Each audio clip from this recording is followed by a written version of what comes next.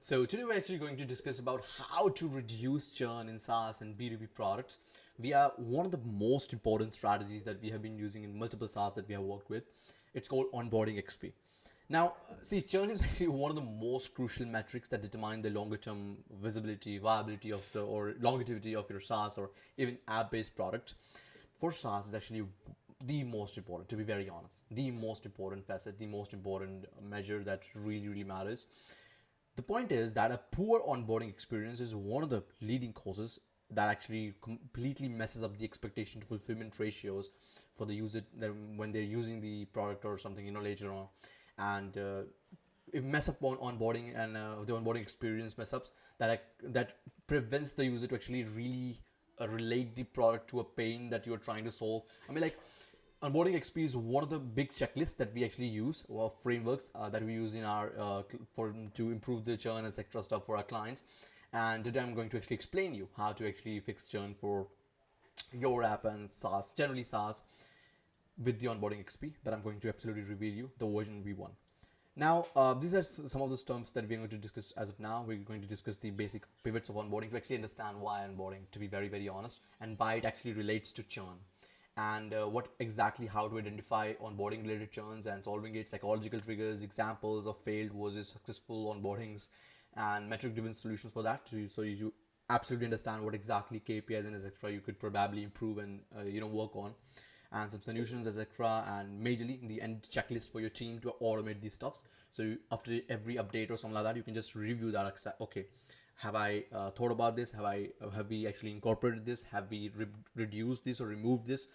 And then you can understand that, okay, probably onboarding is not a big part of the churn, and then you can focus on the value based churn and what exactly you're solving or giving this users during the product. Now, onboarding matters. Well, onboarding matters. The first experience a user has with your product sets a tone for how valuable and easy it feels. This is a big line. Users are quick to judge. If they can't achieve their first success quickly, they leave. So onboarding has to give them the first success. This is literally a secret that I have told you that we apply in a lot of different SaaS products. Give the users what they want right in the onboarding, but a little bit. Just give them a sense of success so they want more. And then you get to the dashboard, which is already half cooked, that they have cooked themselves. And they like, okay, dashboard is almost half baked, and okay, I just have to do something more, but I have done something, so they're invested. That improves the retention, that reduces the churn. Now, 40 to 60% of users never log in again after the first session if onboarding fails, and users form an opinion in 15 to 30 seconds. I would honestly say the first impression of the product, they form their base of the opinion and they validate the opinion, which is always negative if you don't really have a very good onboarding and overall product theme, etc. They validate and they really solidify their opinions in like 15 to 30 seconds maximum, and often before even reading your feature list. So to all those SaaS guys who actually focus on features more, that's for you. And 94% of app products, why even app products, YC funded or something, see a loss at their user retention in 3 months if they don't focus on UX. This is my experience that I've seen a lot of YC and etc. funded stuff, and app and overall SaaS as well. But yeah, this is something that we have really, really, we really know about this stuff. Now, identifying onboarding driven churn. So yeah, we actually are now at the second main element. This is actually kind of a roadmap as well. So you understand why onboarding matters for your case, and then you see identify onboarding driven churn for your exact case. Early churn within 7 days of sign up is typically onboarding related. This is, you have to understand. We have a couple of types of churn, or a couple of types of uninstalls in apps, or a couple of types of retention loss. Generally, retention is a very broad theme, but let's just say retention: day 1, day 7, and day 30 generally. So within the 7 days, so day 1 retention loss or churn loss, or churn like whatever, and the 7 days till that, after the sign up, it's typically onboarding related. That means that if I'm actually signing up for some kind of automation software or some kind of AI agent as of now, and if that SaaS didn't really give me what I wanted, to be very honest, and gave the highest value and actually hooked me right in the very session, I'm never going to return to it, or I'm never going to bookmark that SaaS. I'm gonna forget it, even if I have given my email etc. stuff.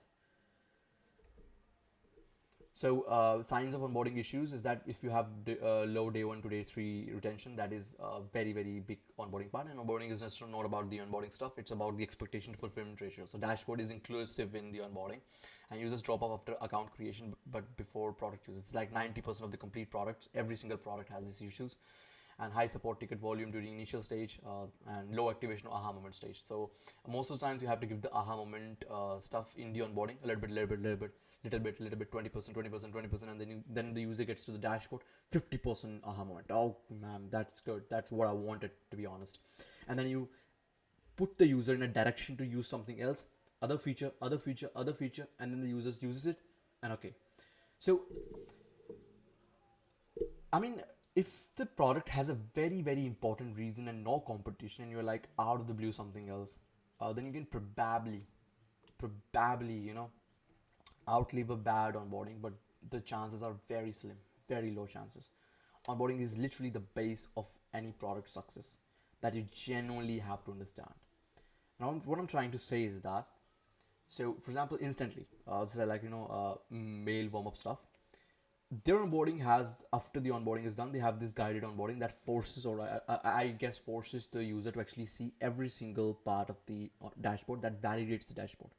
That is at the threshold, to be honest. They can do absolutely better as well, but that's like, they have focused on the feature as well, but I also have incorporated the onboarding on an active manner. They have explained the dashboard right up to that, because they knew that the users would return back. They would return back to use this stuff because they're warming up their accounts, they're like into businesses, etc. So these are the very critical threshold stuff where you probably would not really understand what is their onboarding strategy, etc. Their onboarding strategy is based upon their user. But for most of the cases, if you know that the value is not credible enough, so you don't have a million different users actually saying that, okay, ChatGPT is this much essential, billion users or something like that, then you have to really, really focus on onboarding. Absolutely. Onboarding is the fundamental of your churn. Really. If users aren't reaching your product's value in 3 steps or less, it's not onboarding. It's an obstacle. Yeah. So I mean, like, if you know that you have to get a lot of information in the onboarding, you have to focus on a couple of different things, which is actually like during the stage of actually getting a lot of information. So for example, you're a health tech stuff, and you know that the dashboard has to show a lot of different information that the user would want to see, but they're not giving a lot of time in the onboarding as well. So you're now on a crossroad, to be honest. You're like stuck from everywhere. So what you have to do in that case is that, okay, so dashboard would need 100 different data. I would collect 40% of the data in the first 3 to 4 screens. Meanwhile, I will also remind the user of the pain, and I will also link the pain to the solution, that is what we are on this app or software going to do. And I'm also getting the 40% data. And when the dashboard happens, the user gets the 40% data done, and then they are inclined to do the 60% more because something has been done, something has been invested. That is what a successful onboarding is, and that returns the user much more because they have invested a lot. Now, psychology behind user drop off: cognitive overload, too much going on. So solution is this progressive disclosure, slowly, and having a clean UI, not really messy, not really a lot of graphics, just clean UI, just clean. Lack of immediate value. This is a big trigger. So why should I care? And if you want to actually get the user to actually sign up or give some information, then you have to really give the immediate value, because they would be like, why would I care? It's value focused messaging. Give the value, to be very honest, to be very precise. And choice paralysis. What do I do next? Having the screen of fitness goals, lose weight, do this,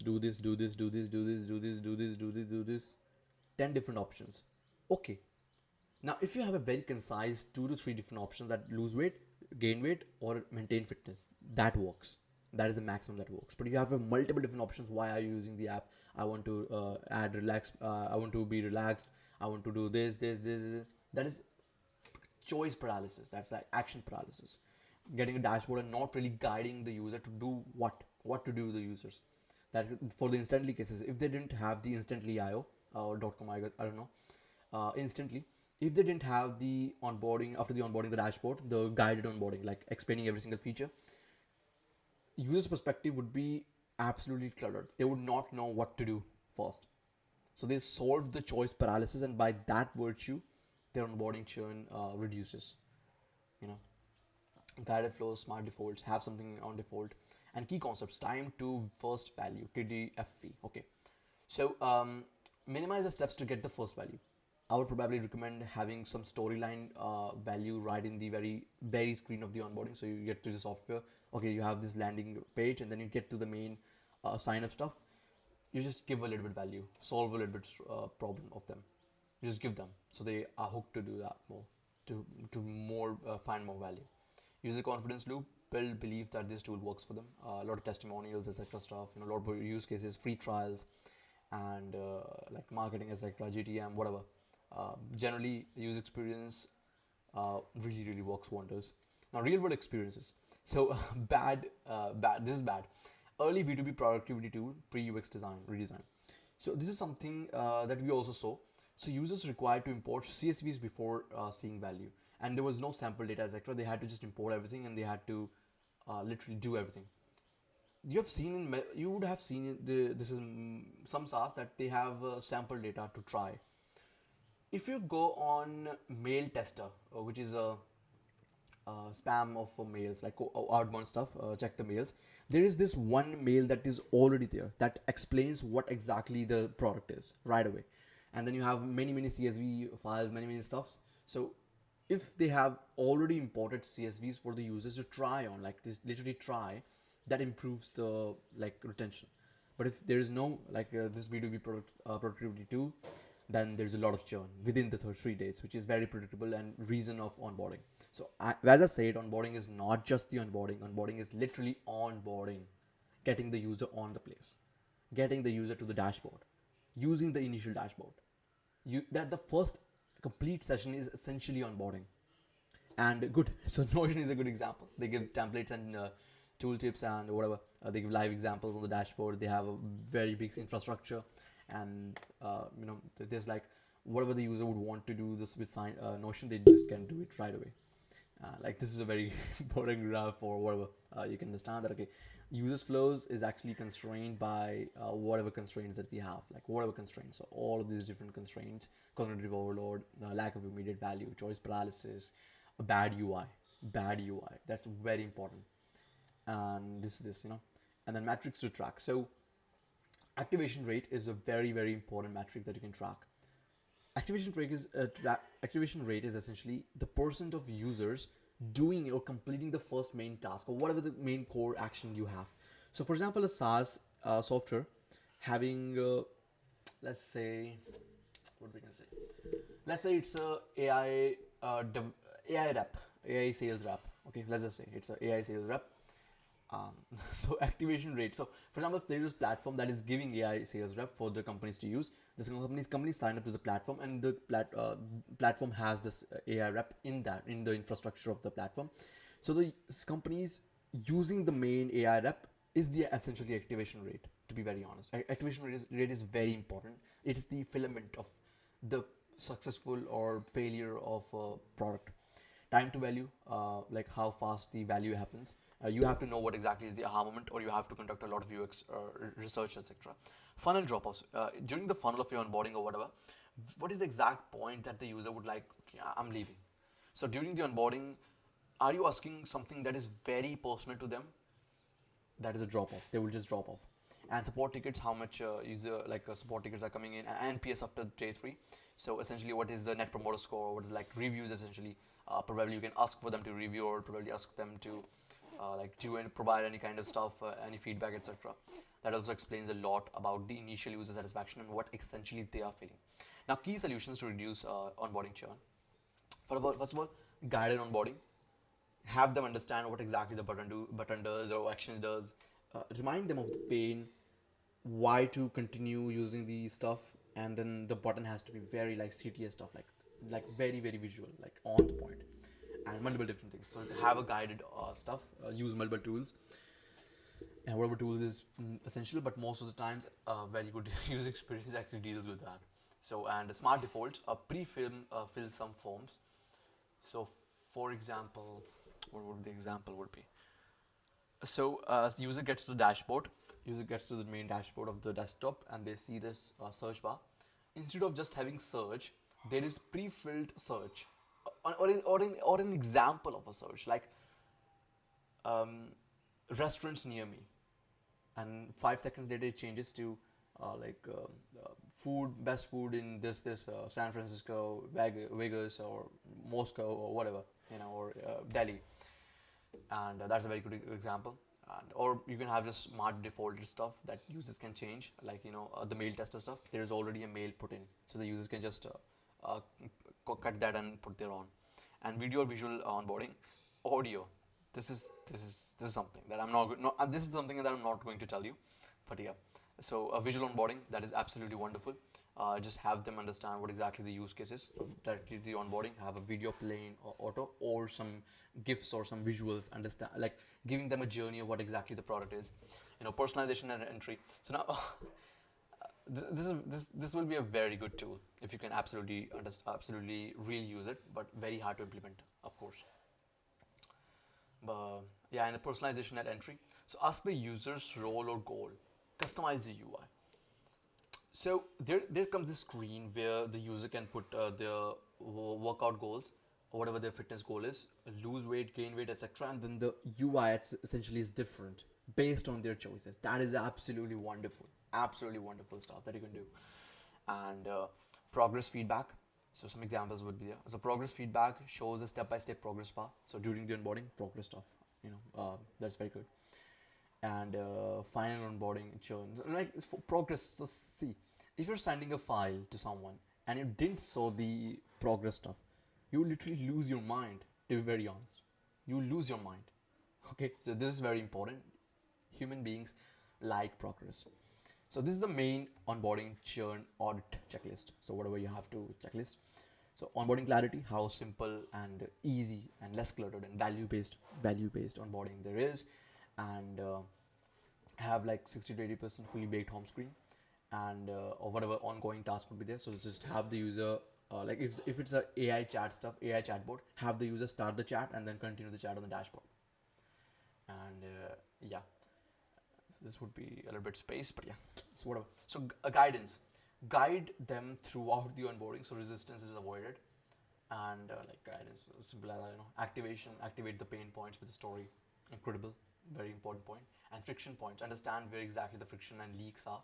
Remove the leaks from your system, unless and until you have another system in place to get the leak.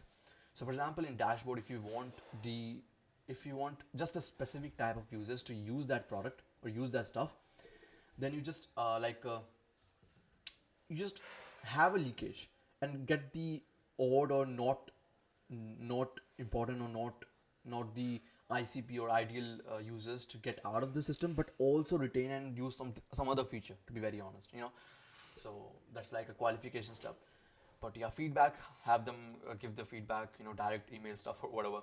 But you can run some prompts like, okay, give us some feedback or etc, and these are some references.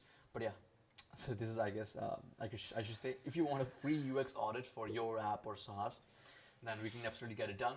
So you can just contact me on LinkedIn, or just mail us or whatever. Just get in touch, to be very honest.